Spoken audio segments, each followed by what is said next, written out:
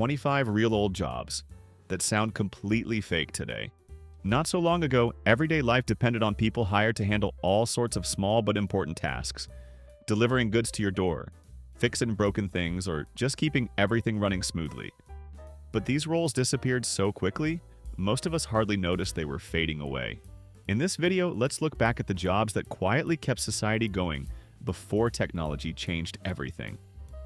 Elevator operators.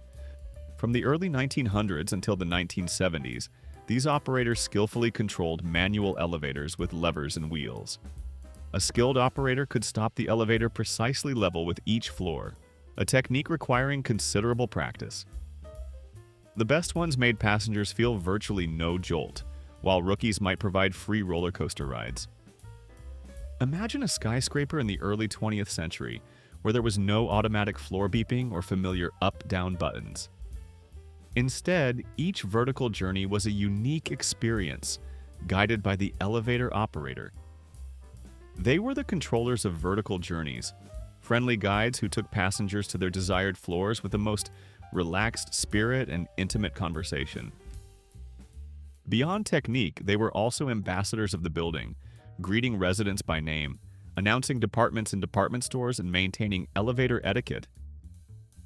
In luxurious buildings, they were expected to know who liked to chat and who preferred silence.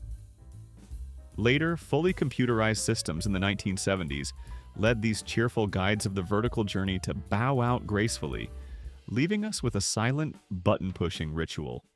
The convenience and safety of automated systems have turned this job into a thing of the past, a memory from a time when even moving between floors required a human touch. Milkman. Perhaps no image is as iconic of daily life from the 1920s to the 1970s as that of the milkman. Waking up early each morning, the first sound you heard wasn't an alarm clock, but the gentle clinking of milk bottles on the doorstep. The milkman was once a familiar morning sight, bringing dairy products directly to homes, shaping the daily routines of neighborhoods from the 1920s to the 1970s. With fresh milk bottles and a warm smile, they delivered milk, butter, and cream to the door. What was special about milkmen wasn't just the product, but the relationship. They weren't anonymous delivery people.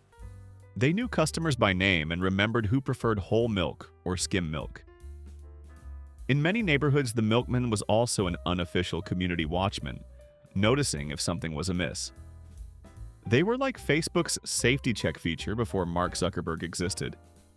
This job had its own challenges. In winter, they had to race against freezing temperatures, and in summer, they had to deliver early before the sun heated the goods. It was a physically demanding job, requiring route management and good customer service. However, the decline began in the 1950s as home refrigerator technology improved and large supermarkets mushroomed. By the 1970s, home milk delivery had dropped to below 20% of households. The convenience of supermarket shopping gradually eclipsed this home delivery service. The cheerful tune of the milkman and the eagerness awaiting fresh products have now become cherished memories. Ice cutter. In an era where ice appears magically in our freezers, it's hard to imagine that harvesting ice was once a major industry. The ice cutter was a brutal seasonal profession, requiring immense physical strength and a frosty disregard for the cold. When lake ice reached about 12 inches thick, typically in January or February, crews would descend upon frozen lakes with large saws and picks. They would clear snow from the surface, use horse-drawn plows to score grid patterns, and then cut blocks of ice weighing 50 to 300 pounds each. Danger was constant. Workers frequently fell through thin spots and many lost fingers to frostbite. Although the pay was decent, about $2 a day in the early 1900s, the season only lasted 4 to 6 weeks annually. Once cut, the ice would undergo an incredible journey. Blocks were floated through canals to ice houses, then loaded onto sleighs and packed in sawdust for insulation. Well-preserved ice could last through the summer and even into the following winter. Their preservation techniques were so effective that modern refrigerator manufacturers still give them the cold shoulder for putting them out of business. At its peak in 1880, the industry harvested an estimated 10 million tons of ice annually from northern lakes. Major ice companies once employed thousands and maintained complex distribution networks across the U.S. However, the industry's decline began with the advent of mechanical refrigeration in the late 1800s. By the 1950s, home refrigerators had become common enough that ice delivery services gradually faded away. The final blow came when electric freezers became a standard household feature, making the job prospects of the ice cutter as cold as the product they once delivered. Gas station attendants. In the golden age of road trips, pulling into a gas station wasn't just about refueling. It was an experience like visiting an old friend. Gas station attendants were versatile housekeepers. They pumped gas, they cleaned windshields, checked oil, and engaged in friendly conversation with customers. Equipped with a tool belt and a warm smile, these attendants were an indispensable part of the travel experience, as essential as the highways themselves. They wore neat uniforms with bow ties or hats, regardless of the weather. This position required knowledge of basic auto mechanics, excellent customer service skills, and the ability to accurately make change while standing in heavy rain or blazing sun. They were the original multitaskers, checking oil with one hand while chatting about mufflers with the other. A typical station had 4 to 6 attendants working shifts, with the busiest stations serving hundreds of cars daily. Many stations built customer loyalty through their attendants, who remembered regulars' preferences in vehicles. After the 1973 oil crisis, gas stations sought to save money, and cutting full-service attendants was the best way for them to survive. Self-service became the modus operandi for gas stations thereafter, and the job of a gas station attendant became a thing of the past. Do you still remember the friendly gas station attendant from your memories? Share how those personalized services made you feel. Hand-painted billboard artists. These hand-painted billboard artists, the Rembrandts of the streets, transformed these billboards into towering works of art. Before the dominance of the digital age in the 1980s, these artists combined artistic skill with daring heights to create vibrant, eye-catching canvases. Their creations were not just advertisements, but landmarks, breathing color and life into cities. With bold strokes and vivid colors, they created a golden age of manual advertising. Not long after digital printing emerged, these handcrafted masterpieces gradually receded into the background, surpassed by the rapid efficiency of technological advancements. Now, the bold strokes and vivid colors of these artists have become precious echoes from an era of manual advertising. Teletype operators. Before email and instant messaging existed, who was typing away to transmit news and long-distance conversations? That was the teletype operator. They were like modern-era telegraph operators, sending streams of news and personal snippets over noisy lines. Imagine their fingers dancing on the keys like pianists, creating a symphony of clicks and clacks. From the jitterbug days of the 1930s to the disco craze of the 1970s, these machines were the heralds of both global headlines and intimate stories. They were the backbone of long-distance communication before the computer age. They were highly skilled in using the equipment, and their work was in high demand. But as the digital age and email emerged, these tactile messengers fell silent. Their urgent tapping is now just an ancient memory. Email, instant messaging, and the rise of computers have completely replaced their role.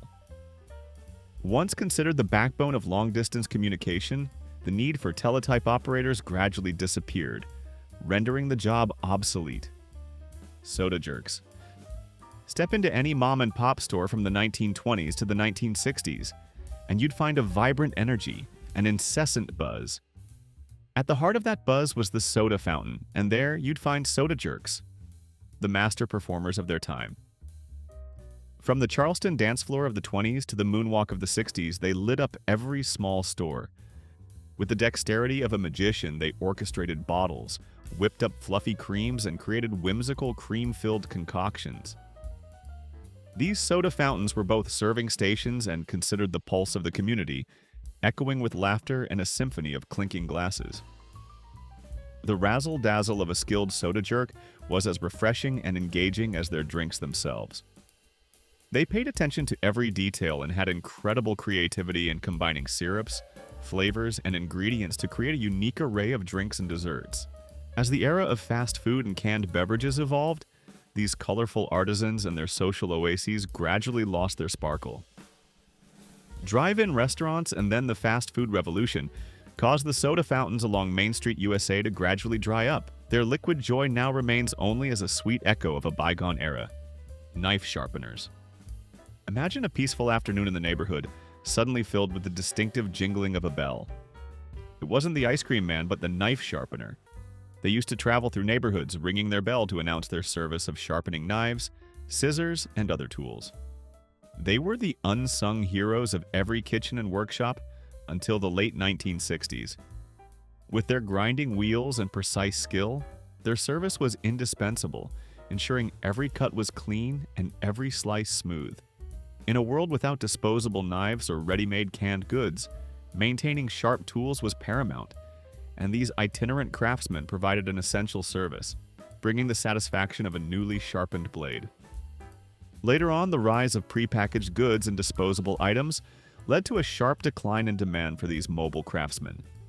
The convenience of simply buying a new knife or using single-use tools gradually replaced the practice of repair and maintenance. Pin setters. Before automatic machines took over bowling alleys, there were hidden artisans who kept the game going. These were the pin setters, often teenagers looking for pocket money. They would sit on high stools above the lanes and spring into action as soon as a player finished their roll. For these kids, dodging flying pins and errant balls was the original extreme sport. The job demanded speed, precision, and a large dose of bravery. Pin setters had to clear fallen pins quickly, reset new sets of pins into a perfect triangle, and return any errant balls, all without getting hit by the player's next shot. A good pin setter could manage multiple lanes simultaneously, earning about 25 cents an hour in the 1940s. Working conditions were far from ideal. The noise was deafening. A constant symphony of crashing pins, rolling balls, and player cheers. Injuries were common, from bruised shins to crushed fingers. Most pin setters developed reflexes that even modern gamers would find slow. Everything changed in the 1950s when automatic pin setting machines appeared. By 1960, over 90% of commercial bowling alleys had switched to automated systems, and these pin boys disappeared almost overnight. Blacksmiths. Before the age of industrial giants, when machinery and mass production didn't dominate, there were those who transformed raw metal into essential items. They were blacksmiths, the original iron artisans. Their forges were symphonies of progress, echoing until the 1950s. Each forge was a sanctuary of heat and craftsmanship, far from the cold precision of modern machines. Blacksmiths forged iron and steel into tools, weapons, and other products. This was a very physically demanding and potentially dangerous job, as they had to work with molten metal. Like the professions above, as technology advanced and the Industrial Revolution occurred, these skilled blacksmiths saw their trade shift from daily necessity to a form of historical art. They were gradually replaced by machinists. The warm glow of the forge and the steady rhythm of the hammer now echo as nostalgic melodies from a time when every creation was handcrafted with passion. However, as technology advanced rapidly, especially during the Industrial Revolution, these skilled blacksmiths saw their trade shift from a daily necessity to a form of historical craftsmanship. The demand for their hand-forged metalwork declined, forcing many blacksmiths to seek new careers. Looking back at these lost professions, which role surprised you the most? Share your thoughts on this constant change. Film projectionists. In the dark space above the auditorium of every movie theater, there was once a highly skilled professional whose artistry largely remained unseen.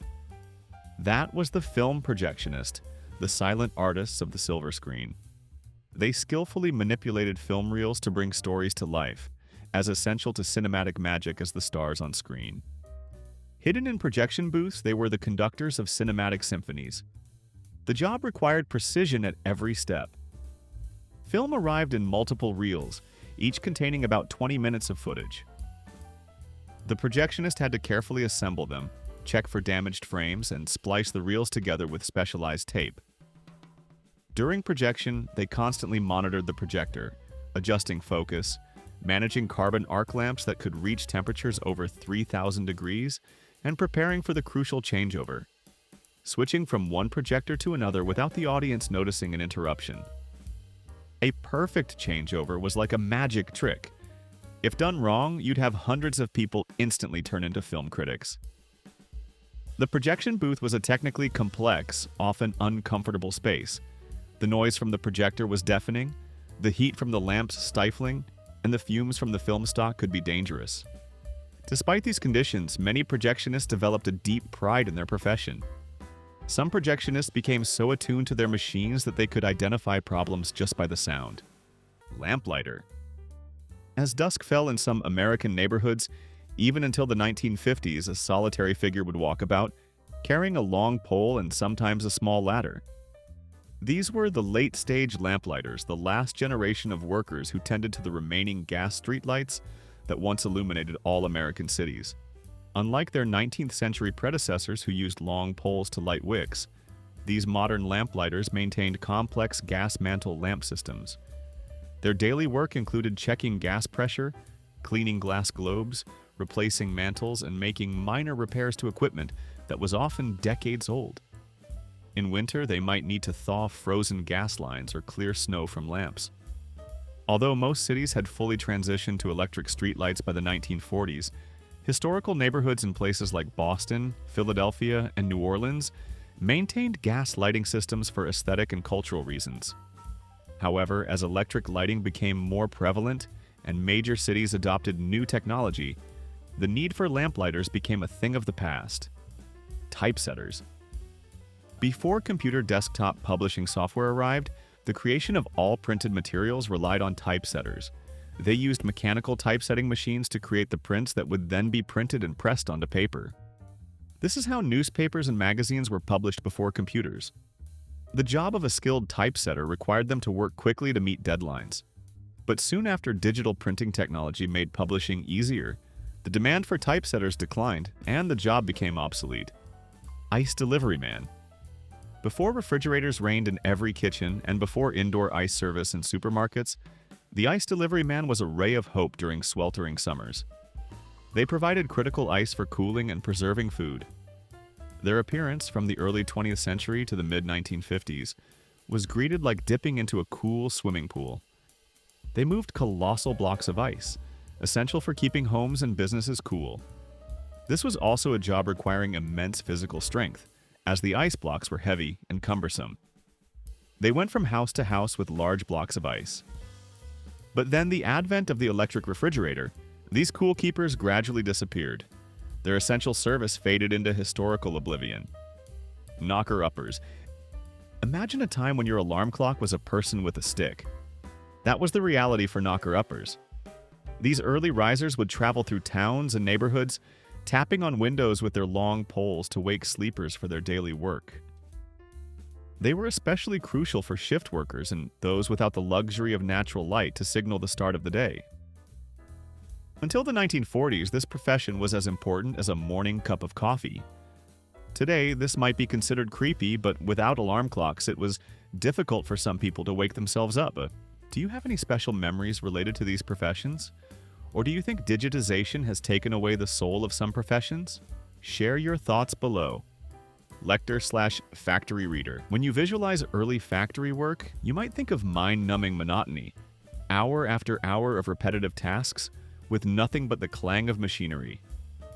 However, in many American cigar factories from the 1860s to the 1930s, workers enjoyed something extraordinary. Literature, news, and education, all while their hands were busy rolling tobacco. This cultural phenomenon revolved around the factory reader, a professional reader hired collectively by factory workers. Seated on elevated platforms above the factory floor, these readers would project their voices over the din of machinery, reading newspapers in the morning, novels in the afternoon, and sometimes political works during lunch breaks. They were like human podcasts before electricity was reliable enough to power a radio. The position required special skills. A good reader needed extraordinary vocal stamina, dramatic flair, and the ability to hold workers' attention for hours. Many were former actors or trained in public speaking. It was the workers themselves who chose the reading material through democratic votes and pooled money to pay the reader's salary. Initially, factory owners supported this, believing that entertained workers would be more productive. That attitude changed when they realized some of the reading stirred discussions about labor rights and working conditions. By the 1920s, many factory owners began to ban readers, replacing them with radios. Typist pool worker. Stepping into any large office in the mid-20th century, you would find a room buzzing with the rhythmic clack of typewriters. These spaces housed typist pools, groups of mostly female workers who transformed handwritten notes and dictations into professional documents, long before computers appeared on every desk. A typist's workday was structured around speed and accuracy. Each morning, supervisors would distribute assignments, letters, reports, memos, and contracts to be typed. With manual typewriters requiring significant physical effort to operate, typists would transform rough drafts into finished documents. The backspace key had not been invented, meaning a single error on page 23 meant retyping all 23 pages, a punishment that would lead modern office workers to stage a revolution. Typist pools operated with near-military precision. Workers were judged on words per minute, accuracy rates, and pages completed. The fastest typists could reach 100 words per minute with minimal errors, using the touch typing method standardized in the early 1900s. Supervisors walked among the desks, overseeing output and enforcing strict rules about conversation and breaks. The physical toll was significant. Typists often suffered from carpal tunnel syndrome, back problems, and eye strain. Newsboys, newspaper delivery boys. As dawn broke over quiet suburban streets, a small figure on a bicycle glided from house to house, tossing rolled newspapers with practiced precision onto doorsteps. For much of the 20th century, the newsboy, i.e. newspaper delivery boy, was as common a sight in American neighborhoods as the milkman or postman. They were the early heralds of bustling cities and quiet suburbs, once echoing with the cry of "extra, extra" on every street. With a stack of newspapers under their arm, they didn't just deliver news but also became symbols of a bustling, connected world before the age of tweets and breaking news alerts. These tiny heralds were our lifeline to global events. This was often a young person's first job entering the working world. Delivery routes were assigned geographically, with each delivery person responsible for 50 to 100 homes. The work started very early. Routes had to be completed before customers went to work, meaning delivery people often had to get up at 5 a.m., even on weekends and regardless of the weather. The economics were simple but demanded responsibility. Deliverers bought newspapers from the publisher at wholesale price and kept the difference after collecting subscription fees directly from customers. This created a miniature business model where young deliverers learned about profit margins, customer service, and the consequences of sleeping through an alarm. The job required developing a throwing arm that could land a newspaper on a porch from 20 feet away while riding a bike at top speed. Library Card Catalog Keeper. Behind this seemingly simple system was the Library Card Catalog Keeper, a guardian of knowledge responsible for creating and maintaining the map to every book, periodical, and resource in the library's collection. Card catalog keepers were information specialists with an exceptional eye for detail. Every new document required multiple cards: author cards, title cards, subject cards, all handwritten until the 1970s. Precise handwriting was essential, as was mastery of classification rules that precisely defined how each item should be formatted. A single error could hide a book from seekers forever. Their handwriting always had to be perfect. It was the original font selection before computers. The job was much more complex than most visitors realized. Card catalog keepers used specialized classification systems like Dewey Decimal or Library of Congress to assign each item a unique location. They tracked new editions, corrected damaged cards, updated cross-references, and periodically reshelved entire sections to accommodate evolving knowledge. Large libraries employed teams of card catalog keepers who processed thousands of new items annually. The New York Public Library's card catalog contained over 10 million cards at its peak, each created and organized by human hands. Coal delivery driver. The rhythmic sound of coal sliding down a metal chute into a basement coal bin was once as familiar to American households as the hum of air conditioning is today. At the heart of this now-forgotten heating infrastructure was the coal delivery driver, an essential soot-stained worker who kept homes warm through harsh winters. Drivers had to maneuver trucks carrying tons of coal through narrow roads, then shovel the coal into heavy canvas bags or metal buckets, and carry them to each customer's coal chute. A typical family home required multiple deliveries each winter, each delivery consisting of several hundred pounds of coal. These individuals had incredibly strong arms. The work followed seasonal patterns. Summer months were slow, while the first cold snap of autumn would trigger a flurry of urgent delivery requests. Smart coal drivers maintained detailed records of each home's usage habits and storage capacity, often scheduling deliveries before customers realized they were running low. Beyond physical strength, successful coal drivers needed excellent driving skills, knowledge of different coal types and their burning properties, and the ability to navigate stairs while carrying heavy loads without damaging property. The coal delivery man was one of the few people welcomed, despite leaving black footprints in your clean home. TV repairman. When the family television broke down in the 1950s or 1960s, panic set in. No more evening entertainment, no news, no children's programs to keep the kids busy. The solution wasn't to buy a new TV, it was to call the TV repairman. They would arrive with their toolbox, ready to diagnose and fix whatever was bothering your family's precious electronic hub. TV repair was a specialized skill, combining electronics knowledge, mechanical aptitude, and customer service. Early televisions contained dozens of vacuum tubes, glass components that frequently burned out and needed replacement. A skilled repairman could identify faulty tubes by the symptoms they caused: horizontal lines, poor sound, or complete failure.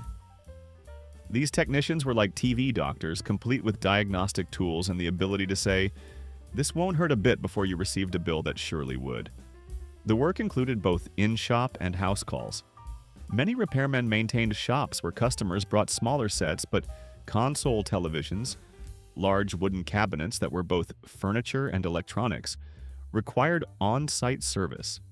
A typical house call involved removing the back panel, testing vacuum tubes with specialized equipment, replacing faulty components, and adjusting various dials to optimize performance. Riveters.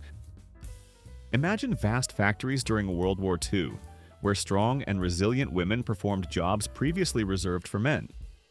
These were riveters, responsible for joining metal parts together using hand hammers and special tools. This was a job requiring strength and dedication.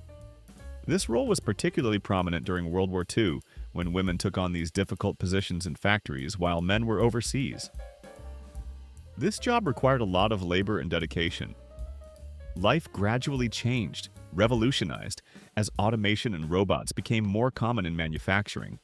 The demand for manual riveters sharply declined, rendering this job obsolete. Typewriter Repairman. As computers changed the way we work, typewriters were among the technologies that suffered the impact. Therefore, the job of the typewriter repairman would obviously become rare. Typewriter repairmen were skilled in repairing and maintaining mechanical typewriter devices, which were highly in demand for most of the 20th century. They kept typewriters running smoothly, from replacing worn-out parts to fine-tuning intricate internal mechanisms. Imagine a typewriter repair technician, hands covered in grease, carefully disassembling hundreds of tiny components, hunting down the issue and swapping out broken springs or gears. They were the doctors of the machines that put words on paper, ensuring offices around the world could run smoothly. That was until personal computers and digital word processing became widespread. Today, typewriters have become antiques, valued more for collection than function. Telegraphers. Before telephones appeared, the primary means of communication was via telegraph wires. Telegraphers were responsible for sending and receiving messages over telegraph wires using Morse code.